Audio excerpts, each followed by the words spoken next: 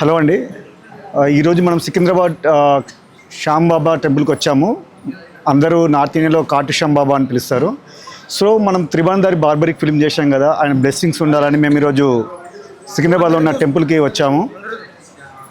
Film అంటే script నాకు తెలియదు, ఇక్కడ టెంపుల్ అని అమేజింగ్ టెంపుల్, ఇంత గొప్ప అలంకరణ శ్రీకృష్ణుడి తర్వాత ఆయనకే కనబడుతుంది. సో మెస్మరైజ్, నేను ఇప్పుడు చూసా కదా, నాకు తెలిసి ఇది ఒక 1 వీక్ గుర్తుండిపోతుంది అతని ఇమేజ్, ఆ విధంగా అలంకరణ ఉంది. సో కాటు శ్యాంబాబా బ్లెస్సింగ్స్ మాకు ఉండాలి. త్రిభువనధారి బార్బరిక్ తన లేయర్, తన అస్త్రాల మీద మేము సినిమా తీసాం కంటే డెఫినెట్లీ సక్సెస్ఫుల్ సినిమాస్ అని గట్టి నమ్ముతున్నాం.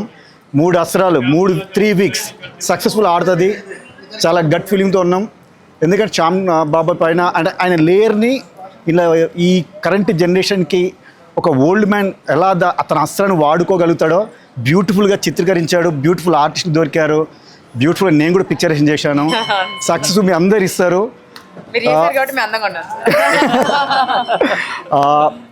ఇట్స్ ఏ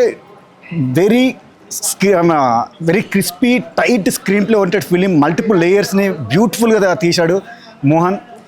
సో మనం ఆల్ లాంగ్వేజ్ ఫిల్మ్స్ ఎంకరేజ్ చేస్తున్నాం. ఫస్ట్ టైం మన తెలుగు నుంచి కూడా సమ్ ఫిల్మ్స్ వచ్చాయి. వాటిని మించి ఈసారి ఒక స్క్రీన్ ప్లే థ్రిల్లర్ ఫిల్మ్ వస్తుంది. డెఫినెట్లీ మీ అందరు సక్సెస్ చేస్తారు. శ్యాంబాబా బ్లెస్సింగ్స్ ఉంటాయని మనస్ఫూర్తిగా మేము బిలీవ్ చేస్తున్నాం. Thank you.